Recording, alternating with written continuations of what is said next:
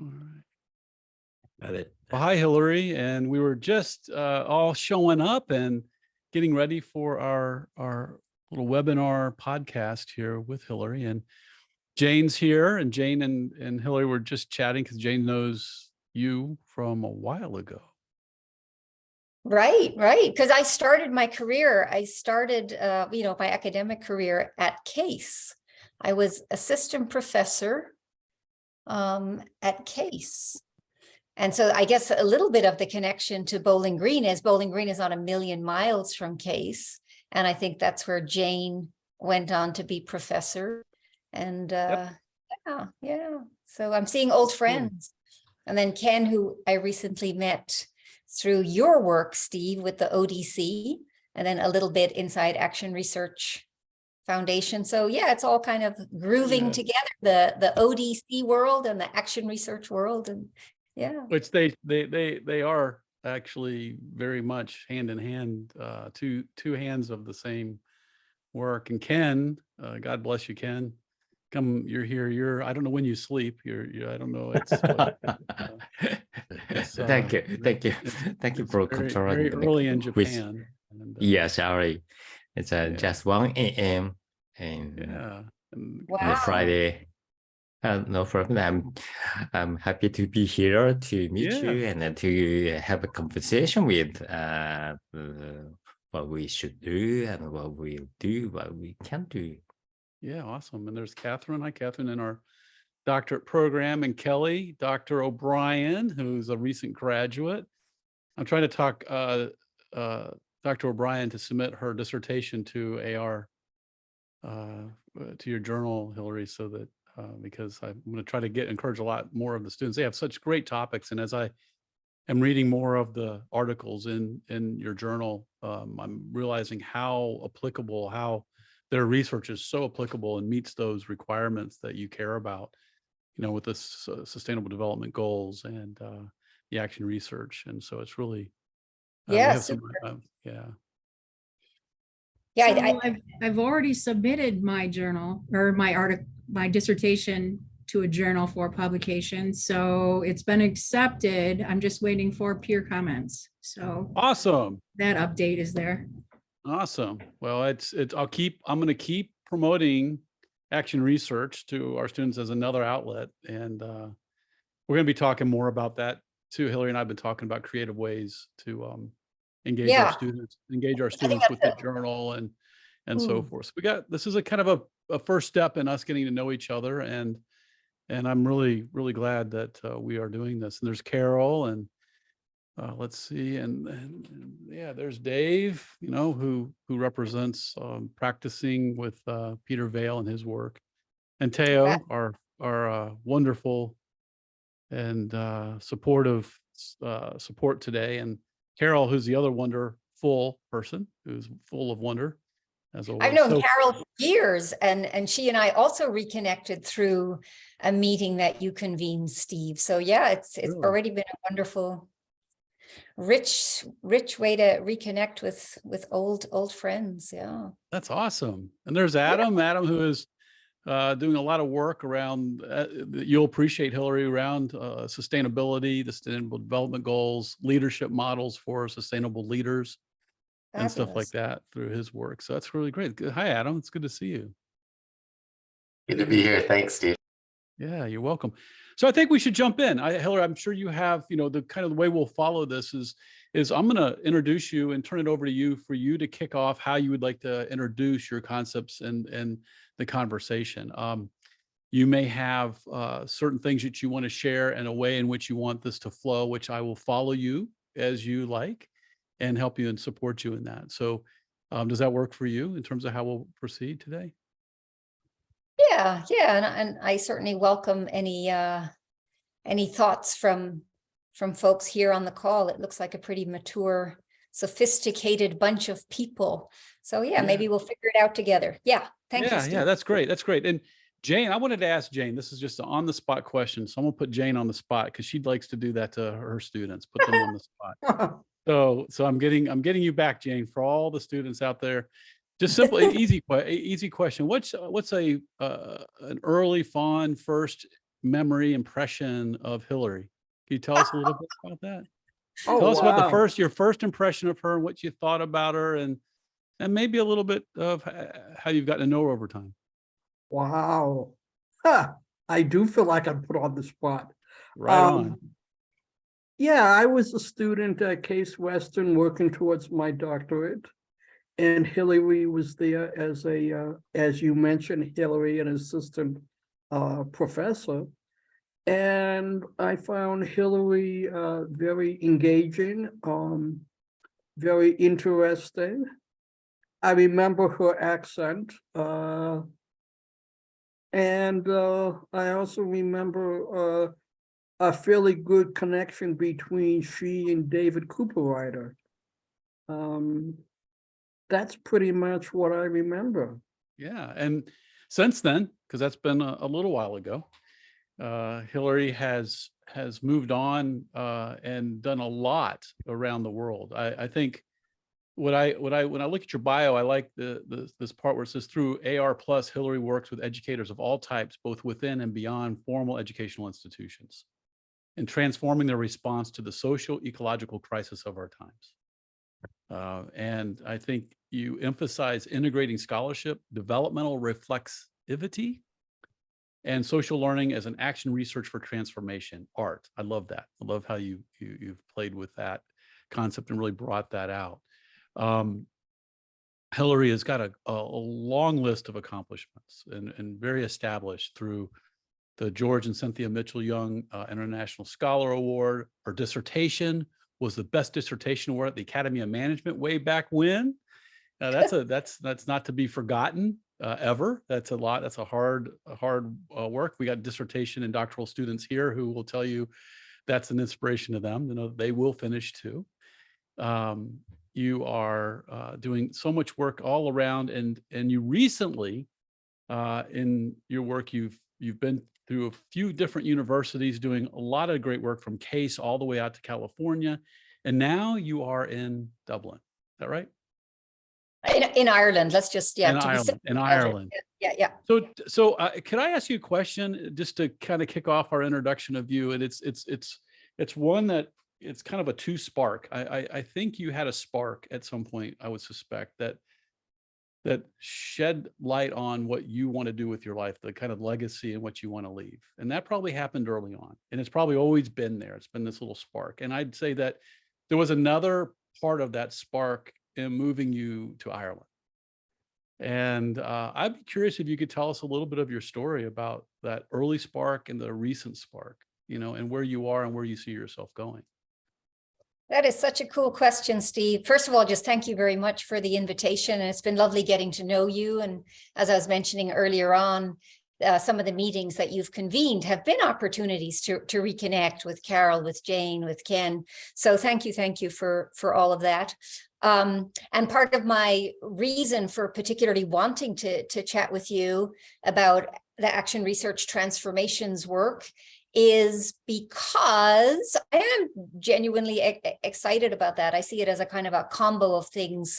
How did you know, Dr. Freud, of things that I've cared about for a number of years. So I grew up in Ireland. I'm actually an Irish citizen, so it's easier to come back. So I left after undergraduate at Trinity here in Ireland, where I hadn't been studying management and all that great stuff. I'd been studying, of course, philosophy, theology, literature, you know, all the stuff that really, you know, is really good for getting a job that pays well, you know. So I go over to graduate school in the States. And although I truly love that stuff, and in some ways have always continued to read in that domain, I fell into connections with people who had a very big impact on me, some of whom are well known, like Peter Senge, who was also on my dissertation committee, with people like Bill Torbert, who introduced me to people like Peter Reason, with whom, I mean, these were all just marvelous collaborators when I pretty much first came to the United States, or, you know, after graduate school. But that required me, obviously, to transition out of the philosophy, or at least formally out of the philosophy, divinity school type places where I had been at Harvard and University of Chicago, and move more into getting a PhD in organization development, organization change with folks like Jean Bartunek, Bill I mentioned in Boston College. So in some ways, the thing that in some ways drives me, but I think most conscious human beings is, you know, how do I make a contribution with my life? What is my purpose? You know, what's it all about? Kind of like that. And for lots of reasons, loving working with groups and all the, you know, the struggles that groups have. And, you know, groups are a real mystery to me. You know, family dynamics, group dynamics, they're not completely different, right? So they're places where I think a number of us continue to choose to grow ourselves in service and with groups. And so the whole action research piece then just really became this inspiration, because it's no longer just about knowing and having insights, which is really what philosophy is all about. And often I think too much, even management education is too much about the insights, but what about the practice? And that's where, you know, coming right back to some of your opening comments, how much you were waving your hand, like, because literally they're two sides of one hand, aren't they? The action research work and the organization, you know, development, organization dynamics work. So just a lot of, maybe I'll just finish this thought, the idea of being able to continue growing myself with others in context with groups, making some kind of contribution to making the world at least not worse. And I think the sustainability goals give us a kind of a direction with that. So does that make sense? So that's the peregrinating. Now back to Ireland for a whole bunch of reasons, not the least of which is, of course, my parents are in their 80s, and it's nice to close that loop as well. Yeah. Did you wake up one day and say, I'm doing it, I'm going? Did you Well, I kind of woke up, I woke my husband. An apple hit you on the head? Well, you know, is a couple of things, but my spouse will be joining me in 2 weeks. So I've been like the what do you call it? The scout. Now, you know, I know Ireland obviously very well, and he's been over a couple of times. Whether or not he will love it as much as I do is a question. But I think was, you know, my parents are aging. We could talk about the polarization in the United States and whether participative democracy is like a problem in the States. It was easier to have the conversation with Dana, my spouse, when the Trump election thing was happening. So we started the conversation quite a few years ago. And then issues of climate change. You know, I think all of us should be having the conversation. How am I resilient with the people I love as we move more and more into the calamity of climate change?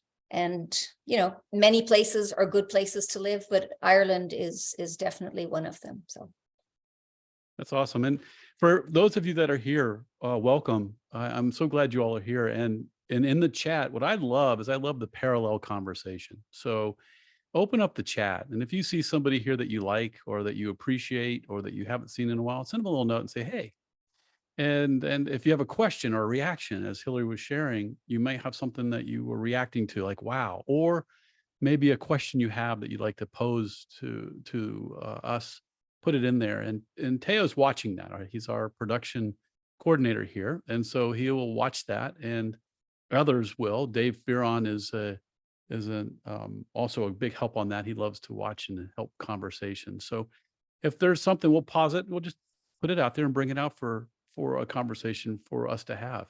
I want you all to feel that you can also say, hey, I'd like to talk. Just unmute and you can come in and say hi. You know, so that's welcome too, as long as we do that within the context of enabling us all to really learn and hear from Hilary. And so when I think about the one thing I was thinking about as you were talking is I was thinking about pints. And I was thinking about your thoughts on the best pint to get in Ireland. Oh, I want to know the answer to this one.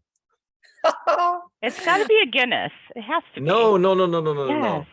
Why is it always Guinness, people? Because it's wonderful. I drink Guinness with a shot of blackcurrant juice in it. But this is a long inquiry, and I have many years ahead of me to continue. So I have to say, don't yet know. All right. Well, that's good.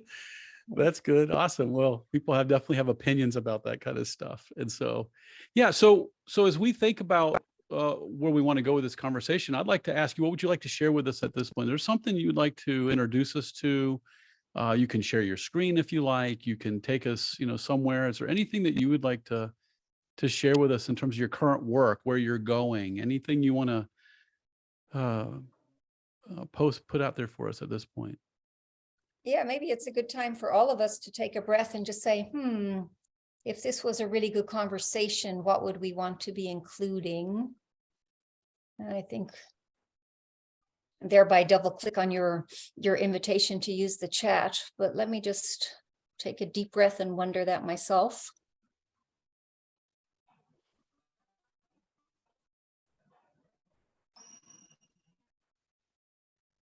And then if and when things come up on the screen, if you said I could share my screen. Yeah, Tara, make sure she has the privileges. Not yet. But well, You should right now. Okay, great. I could talk about, and would want to talk about, the latest book, as it kind of reflects a little bit this community. One of the things that you've done, Steve, that I've wanted to do but have been unable, and maybe we can help one another, is find out more where really is good action research happening in the world.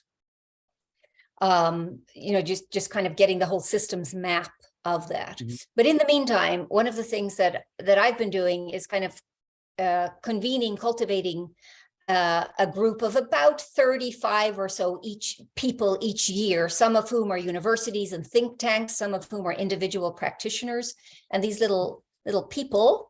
So we're fairly much around the world, except for Antarctica. And then universities in Spain and in Sweden and in Denmark and in Australia and in the Philippines. And so the idea here is, what can we accomplish together? What can we accomplish together, bringing insight to action? So how do so many marvelous insights in the world, how do we actually have transformative practice together? So I'm very practice oriented with the work, in service to, a more sustainable, a more life enhancing world, however we want to put it. And obviously no one person can be creating a life enhancing world without fully understanding that relationships are at the heart of that. So obviously doing that in relationship, doing that in community, is a lot of what my book, How to Do Action Research Transformations at a Time of Eco-Social Crisis, that's really what the book has been about. So this issue of how do we engage in transformative practice, first of all, just starts us with the whole question of, let's take practice, let's take action seriously. Let's establish ourselves with some kind of mindfulness and take action with one another in the world. That's kind of like basically what the book is about. How does one do that? And the philosopher part of me thinks even asking that question is almost radical, because so few of us in the world care about action. I can't tell you, and this might be a place to pause and ask others. I can't tell you how often people denigrate action, like, oh, action, who cares about action? It's like, wow. I feel that in my way of thinking about knowledge and learning, action or experimentation, however, if you want to give it fancier words, that is the fruition of insight. That is the fruition of knowledge. And so taking taking action together, wow, what a great gift and how important that is. And so therefore the field of OD and these more pragmatic orientations, I feel are where the future will, more and more call our attention, because it seems to me as we come through this postmodernist time, there's just so much knowledge. It's all floating around. People are discombobulated a little bit over our heads.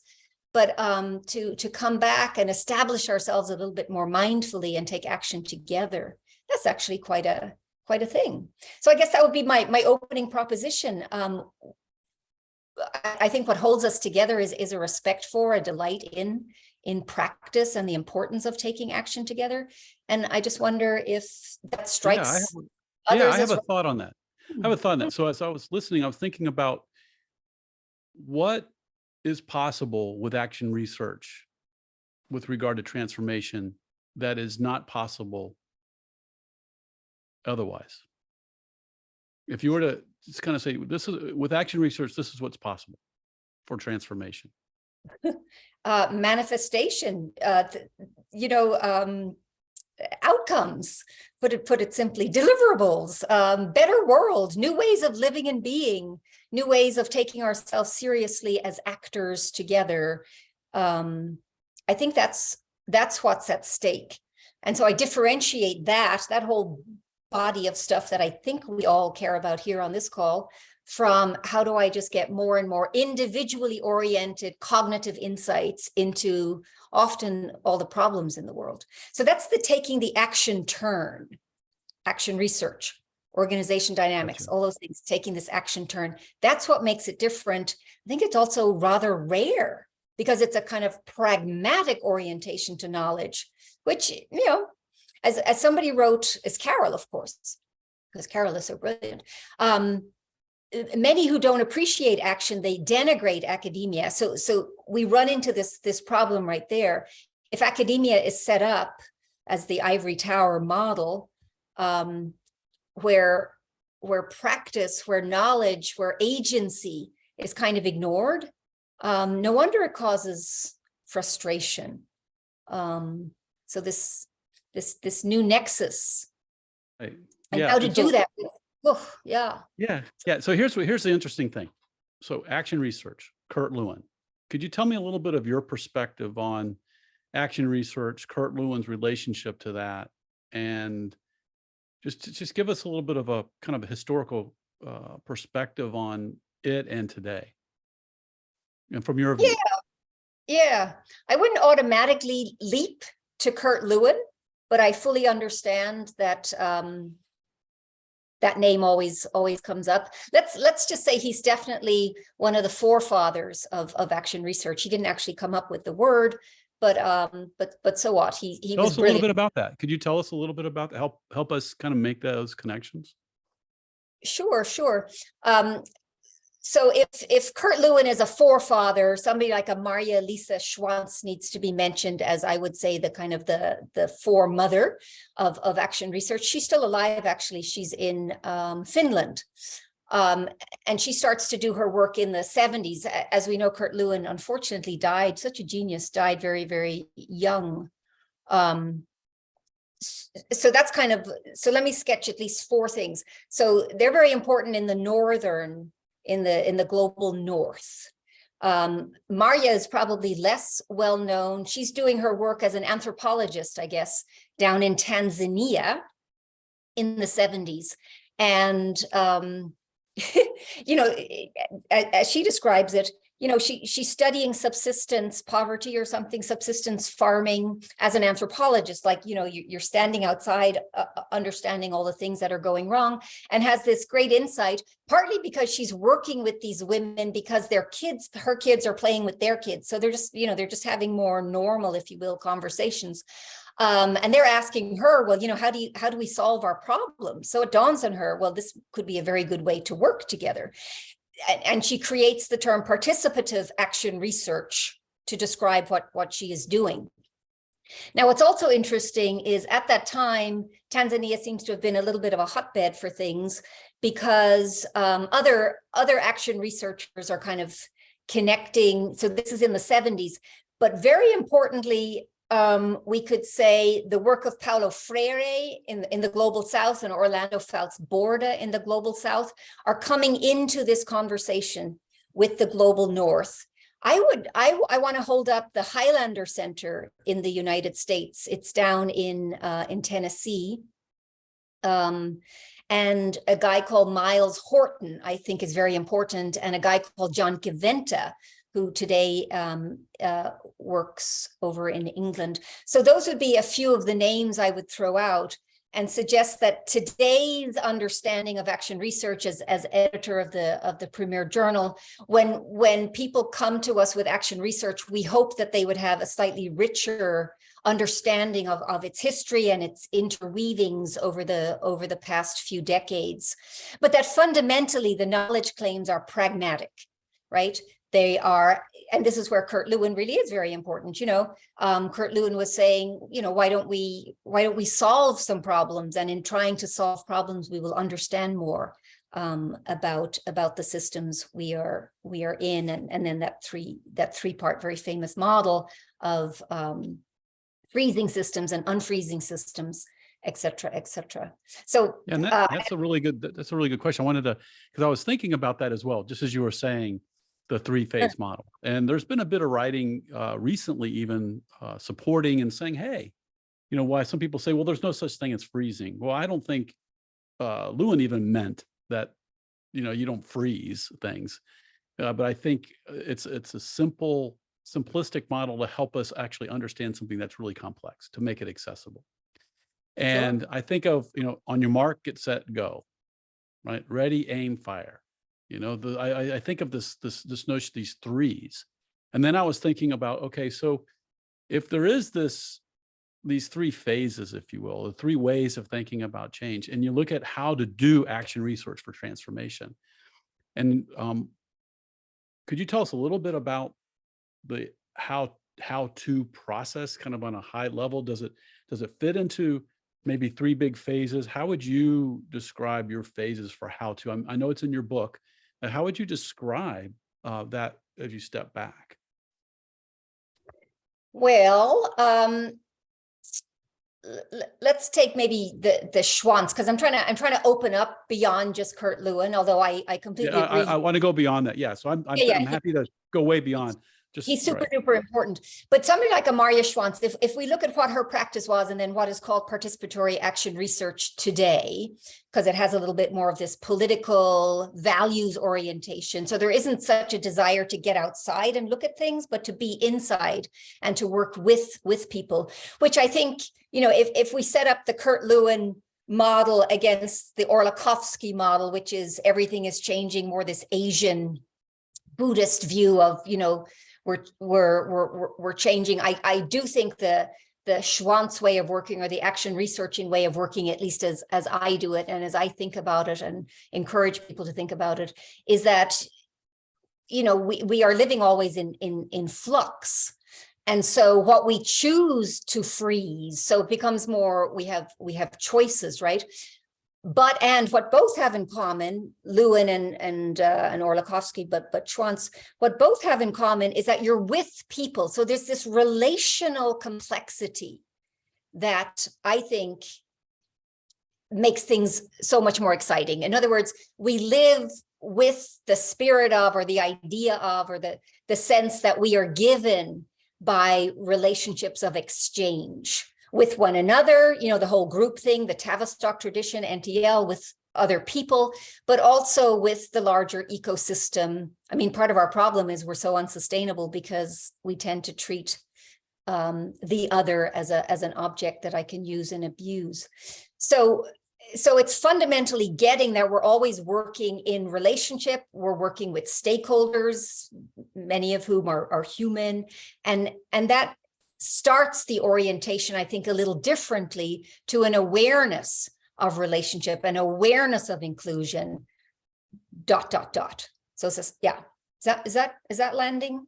Yeah, it is. I think it sets the stage for looking at the real purpose of the process, right? The intention of the process, I think, speaking to that. And so as a person thinks, okay, now I'm understanding this intention of the process about being in in the system, to be a participant in it, and it's in a state of flux. If I let go of one east, west, north, south perspectives, and I allow all of them to be a part of how I'm experiencing this flux, you know, and allow all of that to be in me in that moment. The next thing is the practical side. What does it look like when you do it as a project manager, so to speak? What is, you know, what would you say are the most important steps that I would need to do in my checklist for doing it? Well, in the book and in the journal, we talk about Right. 7, but Adam actually points us, Adam's comment where he says, you know, thanks for reminding us about Miles Horton. So the number 1 is intention. So in other words, if we live inside a relational and very, very complex world, and in some ways we're having to carve out, choose, thereby our own sense of intention, consciousness becomes very important. Hence the need to kind of stop and establish ourselves with a little confident mindfulness about, why am I here? What is the purpose here? What's the purpose in this conversation? What's the purpose with my stakeholders? I don't know if it's helpful, but I might draw a particular example all the way through. Yeah, that would be wonderful. Yeah, and highlight Yeah. and highlight the steps, so to speak, if you will, that you have. Yeah, exactly. And just remember, there are many hundreds. Yeah, right. But we need to land. We have to hold Yeah. on to something to help us have to- expand, right? Yeah. So you Yeah, give us yeah, something to hold on to, and then we can look at a lot of other things beyond that. Yeah, I'll do my best. But one of the projects near and dear to my heart, albeit at this point, starting a number of years ago, was when I was professor at USC. And I've always been a lifelong member of the Green Party and very interested in environmental issues, and wondering, you know, how do I use my position? Who are my stakeholders in the city of Los Angeles, which, you know, has a reputation at the time, especially, of having a very polluting port. And that's partly the geography, how the valley is in LA. But so started to talk with some of my peers in the university, the engineering school, the medical school, about the impact on particularly small kids, but everybody, of all this pollution, particulate matter, carbon dioxide, you know, stuff that we're really talking about as well today. And, you know, just coming up with the grand idea that the complexity of the port is such that, you know, the trans cargo system is complex, but we can be simple enough. We can freeze it, if you will. This is where, as you say, we have to, you know, make some way to simplify as well. It became for me an opportunity to talk with, literally cold call and get in touch with the mayor's office and you name it, over a period of months, to kind of bring people into a conversation that looks a little bit like a seminar, executives from the trans cargo shipment system. In other words, the shippers, the truckers, the you name it. And so in inviting them in, so the intention is, let's do something about this so-called pollution. Who are my stakeholders? I'm a stakeholder, right? Who else is here? How do we allow more agency? How do we come together? Good old-fashioned OD. How do we learn together to tackle this system? How do we describe this system? So bringing people together into what essentially is an executive seminar type thing over a period of years, and then how do we have action come out of the insights that we're having together? So there's the example, which, as you can imagine, is very rich. One of the things we did after, we all shared and understood better the system, which is an enormous piece of work right there. One of the things we did was created a carbon calculator, so that the system together, in other words, the system of people in the room together, could begin to understand how their part of the system connects to your part of the system, and how we're producing this problem none of us wants. Nobody wants pollution, and how we can begin to ratchet it down and have that be like a business win, because waste is costly. So that's an example of, intention, bringing stakeholders together, participative methods, learning. Right on. And what I did is I shared in the link, Teo shared 7 quality choice points for art from the journal. And so people have access to look at your 7 quality choice points to kind of frame it as well, your story. And you can see that in the chat. They kind of come alive. I think most action research stories, so where they actually come from, the 7 quality choice points, they've been kind of developed over the years, but they come from the original articulation in the Handbook of Action Research. This is going back 20 years ago, where I kind of tasked myself with, the way as an editor of a handbook, you kind of have to look across chapters and ask yourself, what connects all these? And what I could see was these things like intention, working with stakeholders, the deep humanity, the relational work that was there. So I'm seeing participative methods and so on. So I remember articulating 5 back in the year 2000, and then that has now since become 7 with the important inclusion. And maybe this is worth its own conversation of how do we be reflexive, developmentally reflexive? How do we grow ourselves so that our methods, our learning kind of prefigures the outcome? So say more about grow ourselves. That's actually one of my favorite things these days. So let me talk a little bit about the port to try to sure give examples of it, and then what does it mean to grow ourselves? I think is just a really rich topic. So the idea, the simple idea is the systems currently are designed to get exactly what they're getting, right? So we have to redesign the system. So the relational orientation means that I'm part of this system, right? That's a big part of being an action researcher, right? I am part of the system. And so little old me is also going to have to be redesigned in this process. I'm saying it very mechanistically. There's probably better ways to say it. But so the system transforming is not just out there, it's also me. So let me give you a couple of examples, starting with myself. I noticed myself with the other professors, the last thing we wanted to do was pick up the phone and invite executives to come into a workshop with us.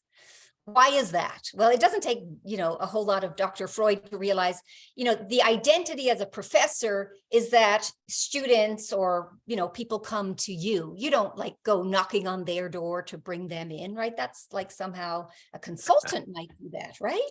That's one of the fights among action researchers, right? I'm not a consultant. So that whole identity of what it is to be a knowledge creator needed to get transformed.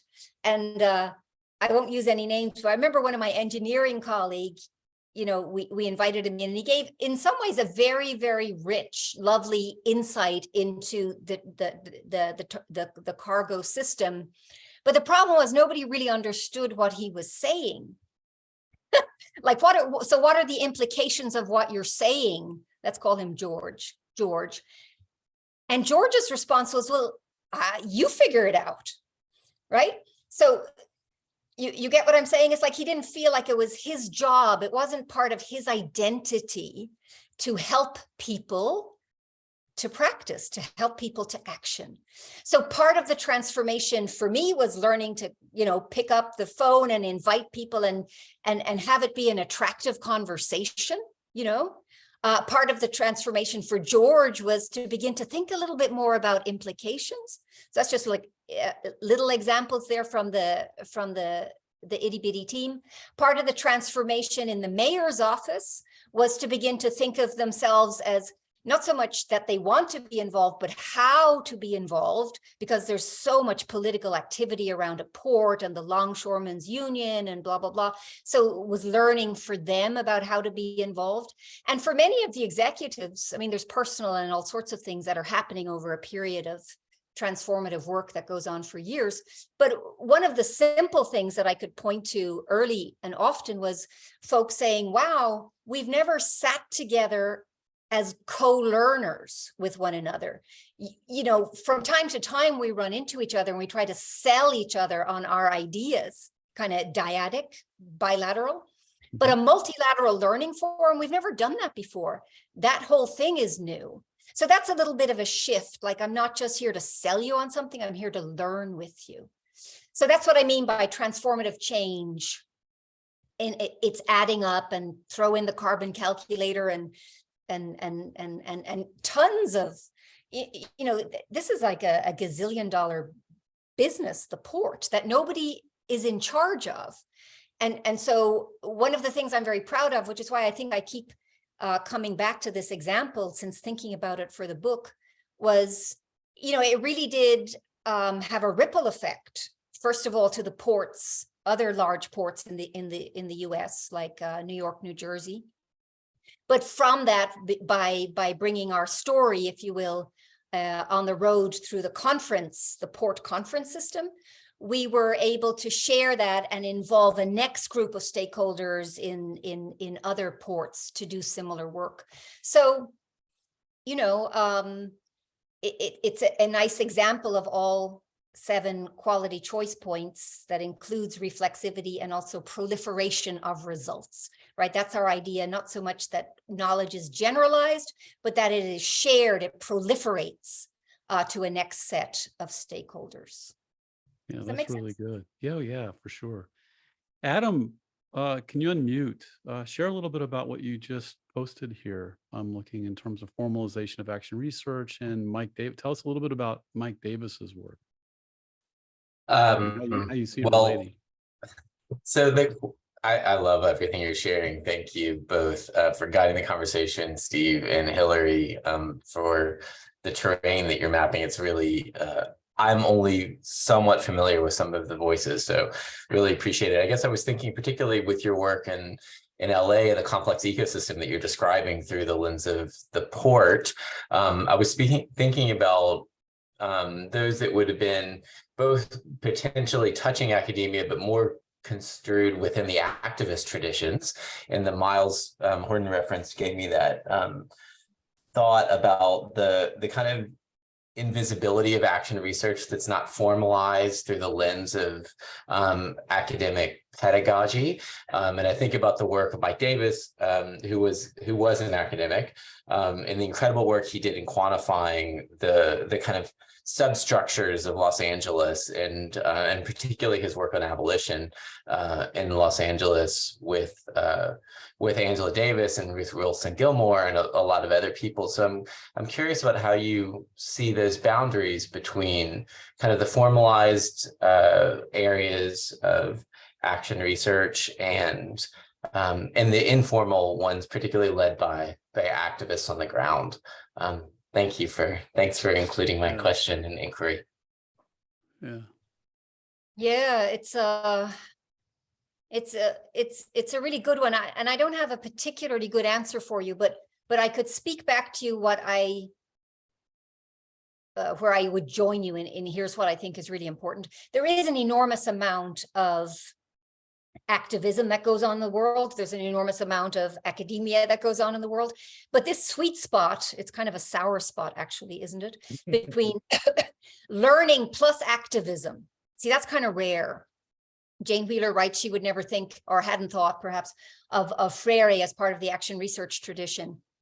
Now I include him. So you could say I'm kind of loose with my boundaries, but to me, Freire is awfully important because the whole popular knowledge movement from the South very much belongs to this participative action research approach that I think the North, we're a little bit, I don't know, that we're not welcoming enough, perhaps not inclusive enough, or we just don't know enough about how important that is. It's one of the reasons I wear this pink color, Mexican pink, the celebration of Freire, of Orlando Falzborda, of this work. But to come back to your point, as I understood it, there is a lot of great work that's happening. I think it could be helped more by academia, but we keep running right into this problem of what is knowledge for? Who is a knowledge creator? And until we solve that issue, until we stop thinking of knowledge as just pure conceptualization, like 500 years ago, Descartes came up with. It was brilliant then, but man, it's 500 years later, and our planet is literally on its last legs for us for us as a species, the planet is fine. I think it's about time to wake up and say, yeah, that this kind of activism, we can help that. We can do more things together. We can bring our knowledge in service to the purpose of a more life-sustaining world. So it's not really an answer as much as it's an orientation to learn with activists, to include what they're learning. And in the journal, maybe I'll just stop with this. In the journal, we have agonized about this for a long time. The journal is 20 years old, more or less. And we have about a team of about 20 people, some of whom are very committed to really working with practice-based knowledge that comes out of non-academic sources. But the truth of it is, it's very difficult because writing is difficult. That's just how it is.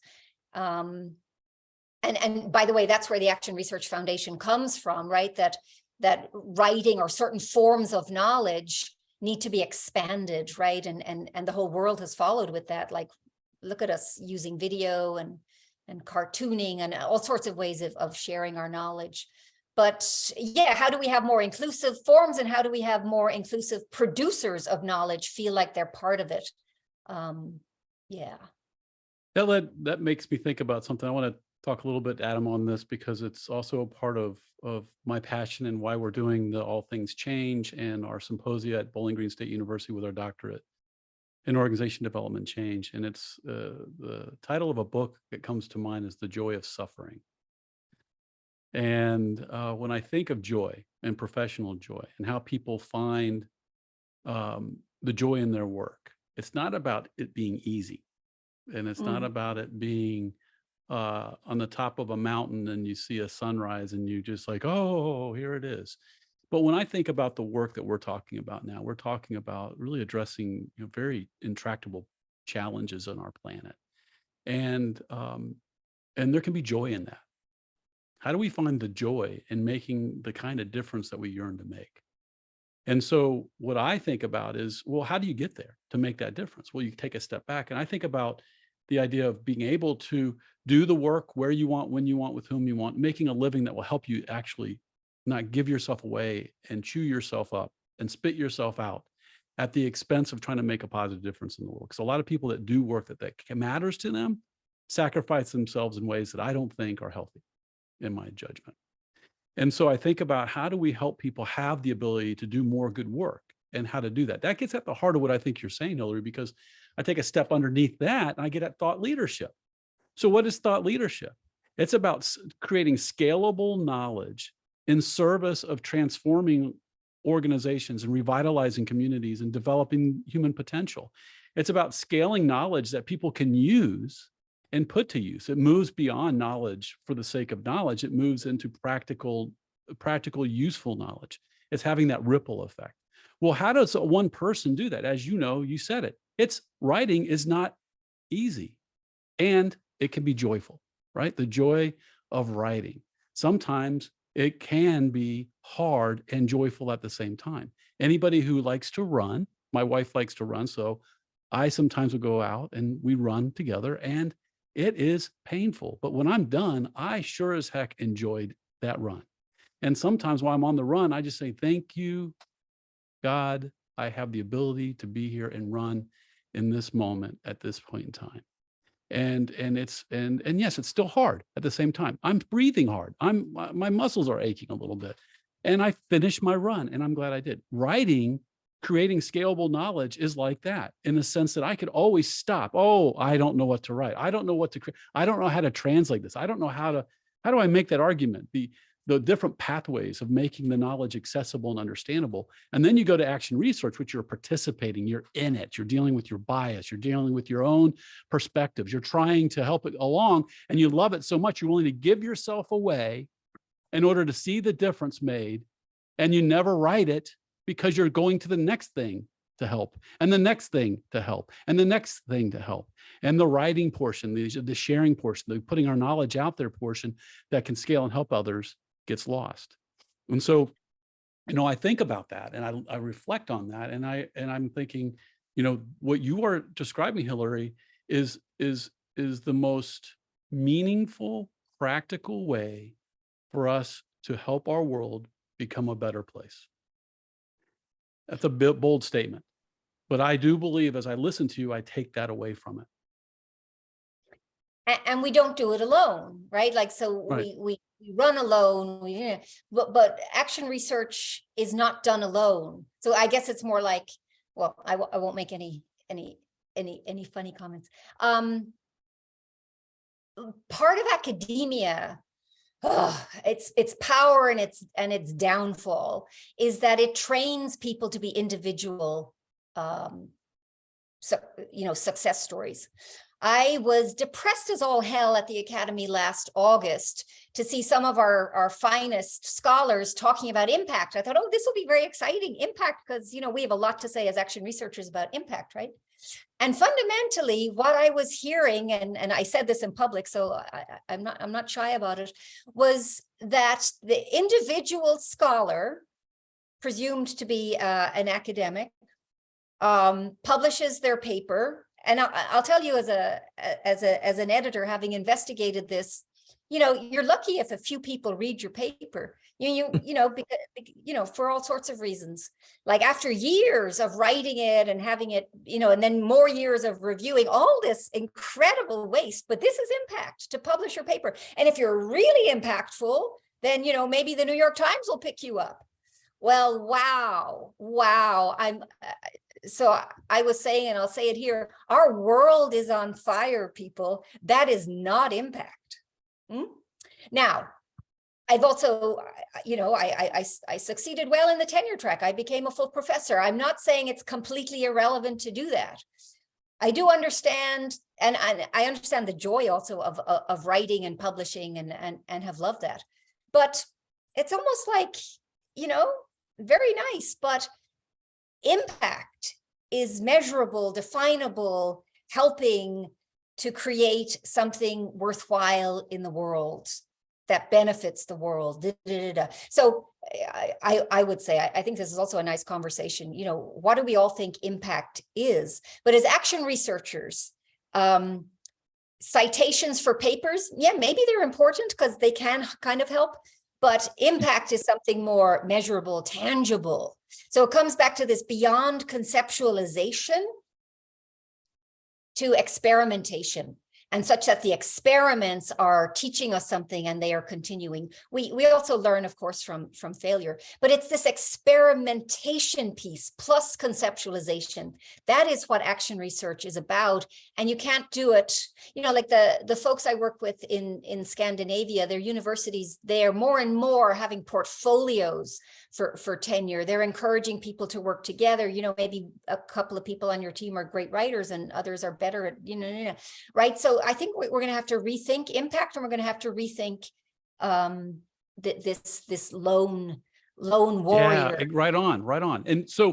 And here's where I would offer to you one thing that you'll that I think supports this is, and we're moving in the right direction. So the alt metric is, some of you may not know. So Teo, if you could put the link to the article I wrote in BMJ Quality and Safety for Healthcare. Within 1 month, that article was ranked in the top 99th percentile of all articles published. It had been put out online, and they look at how much it's shared, how much it's being read, and they have a different way, and they have an alt metric score. And it's like within 1 month, I got a sense of the impact of the article, and it was like having this amazing effect. From what I got a letter from a midwife in Europe telling me about how the article helped her really understand the importance of the emotional experience for people who work in healthcare, right? Particularly for change initiatives. The argument was that in change, we need to focus on the emotional experience of those that are leading change projects and those that are working in healthcare. And this performance focus is going to burn people out and create a lot of emotional damage and hurt. And so that article was touching a lot of people. What was really cool about it is I don't care about the citation rate of that article that will come up in 3 years or 5 years from now, because it takes that long for people to cite it. I was loving seeing people that were reading it, sharing it, tweeting about it, talking about it, and actually sending me notes on how they could use it. I think that's what you're talking about. I think the other piece is this collaboration. There's another at least that's what I'm taking about. So maybe that's not what you're talking about, but that's the positive I'm taking out from what you're saying. I'd be curious what your thoughts are on that.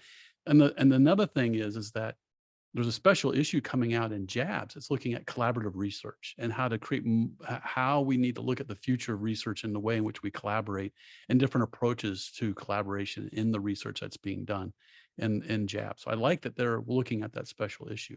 So I saw you kind of nod back and forth. I'm good with you not agreeing with what I was saying, but that was what I'm taking away from that for me. Yeah, no, I would say, well, first of all, congratulations. I don't know this article, so obviously now my intrigue is piqued and I want to go read it. But I want to make a plug for going further than conceptualizing and publishing. I want us to say that impact also has a tangible, measurable, if you will, improvement, betterment for the world, and therefore, even collaborative research can just be like, nah, if it doesn't already ask the question, what's our purpose in collaboration? What are some of the tangible outputs that we are wanting to have? Right. Now, there's no doubt in my mind that that concepts help reframe people's minds, and out of that reframing, that conceptualization, can come new experimentation. There's no doubt about that. I mean, that's really what academia is about. So I certainly applaud that. But I want to kind of bend the emphasis more towards the experimentation. In what way is this work actively bringing about? Right on. X, Y, and Z? So that's all that I think that's really good. I think the experimentation is at the heart of participation.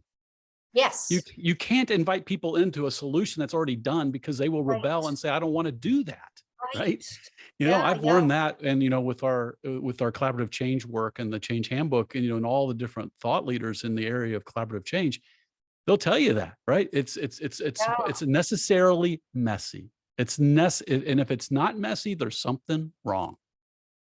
Yeah, and I want to suggest that perhaps, again, I haven't read your article, but perhaps one of the reasons it tickles so many people in a positive way is because you write with a respect for practice, right? Mm-hmm. What worries me is this piles and piles of academic stuff jargon that nobody really much reads, is not especially useful, but having useful knowledge that you want to give to somebody is like, yeah, I don't know about that. So I'm much more interested in also including this. But there was a comment that went by really quickly that I'd love to pick up. I think it was Pierre, and maybe you were just saying it, Pierre, as kind of a joke. However, I agree that we are trained as academics to be individualistic and to be a little bit too egotistical. That was a little bit what the example was. How hard it is to pick up the phone, because I have to make myself vulnerable to somebody saying, no, or whatever, right? So it's easier to be, and our notion of professor is still very gendered as a kind of a masculine, separate, egotistical, kind of brainy bird, know-it-all like that. We're still struggling with that in an era that needs collaboration, that needs experimentation, et cetera, et cetera. So this is where this maybe a second. So if the 7 quality choice points are really important in the book, the second piece that's super important in the work is the idea of human development, right? Starting from Piaget's notion that humans continue to develop, the plasticity of the brain. That's one of the great insights of science in the past decade or so. So that humans continue to grow. And I want to suggest that academia stifles growth. Mm-hmm. So kind of radical suggestion. It liberates in the beginning, like as kids up into our 20s, we need that kind of critical thinking. No question about that.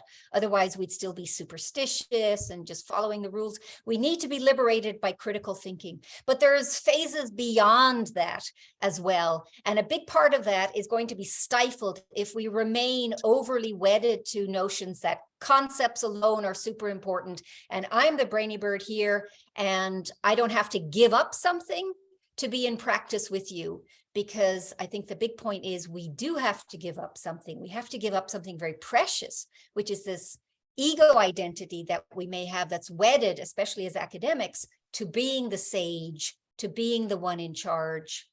And I think living as I do in the body of a woman, it's easier for me to kind of cast aspersions at academia because it is so patriarchal. But men and women suffer equally. Yep. Women probably more. No kidding. So. But we all suffer inside this patriarchal model, and it has to end for the sake, not just of us, but this planet that we want to continue flourishing. All this knowledge. We have to grow up. We have to grow up some. We have to evolve. We have to develop like Piaget as a field. That's great. So I'm going to do two things. One is for everybody out there, for a little gift to Hilary. What's your nugget that you took away from today that you appreciate from what she shared? What's one thing that sparked in you something that you might do after today, or a reflection you want to hold on to? Put that in the chat for Hilary's benefit. And what I want to say, Hilary, is I'm hopeful. I know as we talk about our doctoral program and here at Bowling Green State University and my work and at Nexus for Change and the All Things Change, one of the things that I'm passionate about is, and I've been doing some work with a neuroscientist around this plasticity of the brain and how adults in their 40s and 50s and 60s in our doctoral program can reignite the plasticity of their brain. I want to write about that. So he and I are exploring that because I truly believe the way that we are designing our program at BG, and I know other programs that are professional doctorate programs, and the initiative that you might be aware of that I'm doing with the doctoral education to advance organization development and change. And so I'm really looking at how do we engage the professional working adults that want to come back and get their doctorate. How can we engage them in a way that unleashes the plasticity of their brain, that it reignites and invigorates and puts life back into, and that they can embrace that experience, because it's not easy. A lot of them come in and they're like, why are we doing this? This is too hard. This is tough. This is hurting my head. I'm saying you're just reawakening. You're like in Wizard of Oz, you're putting a little oil on those creaky joints, and this is going to be good. This is going to be good. And so I'm really grateful. As you can see, lots of people are really appreciating the comments that you've made. So a lot of little gifts and points. We'll be sharing all this with you. So everybody, please kind of that are here, hit one little takeaway, one little spark that you want to remember after today. So Teo, what's your takeaway from today? Thank you for all your work to help us keep this organized. Absolutely. And we will follow up. One of the reasons to ask you to register for the session is so that we can generate a follow-up email and share with you some of the resources that were shared in the chat and give you an opportunity to dive deeper into this conversation if you so choose, if there's something that resonated with you specifically, that we are able to connect you to those resources. I'm just grateful. I am going to go teach a graduate class in a second, and two of the students are here. And so we'll actually pick right up where some of the balls, Hilary, that you've placed on the what is this called in English? The 11-meter line that the goalie and goodness gracious, my brain's in Germany. I know what this is called. And you placed ein paar Elfmeterschüsse for us that we just got to knock into the goal in our upcoming conversations. And I think the importance of the collaborative piece in the experience of people that want to do this work well in a way that is healthy and moving us forward. Not just individually, not just in those collaboratives, but for the world at large, is really something that's going to stick with me for a good while. So thank you. Yeah. Elfmeter is penalty. Yeah. Say that again. Who said that? Elfmeter. Yeah, genau. Penalty, the penalty kick. Thank you. Thank you, Pierre. It was just what. Thanks, thank you Pierre. very much. Thanks, Pierre. Welcome, Pierre. I'm glad you were here for Teo. It's glad to have you here. Thank you for your comments and thoughts as well in the chat. So I think this is one of a few conversations that we ought to have, Hilary. This was way too much fun. So we should get together and have another one, send it out to everybody, get back together, and let's keep stirring things up and talk about something next. Are you up for that? Yeah. And I'm loving Ken Nishikawa's comment, the making impact in real action. There's something here about growing our own self-awareness, growing our own reflexivity. I think for me, those are the conversations that I want to be having and sharing more about what we're doing actually with AR Plus Foundation. How do we step to our developmental edge? Yeah, well, I want to support you. I'm glad that I want to connect with you with what we're doing. I want to connect with what you're doing. I like that you reached out to me, because we would not be here today if you hadn't reached out to me through David Bright. So I'm very grateful for that. And from Bowling Green State University here with Nexus for Change, All Things Change, the Schmidt Horse College of Business, and all the people and places that support this work and what I do. I'm very grateful to all of that. And thank you, Teo, for your good work. Have a great day, Hilary, and we'll be talking again soon. All right. Thank you. Thank Bye you. for now. Bye Thank you. bye. Bye bye. Bye.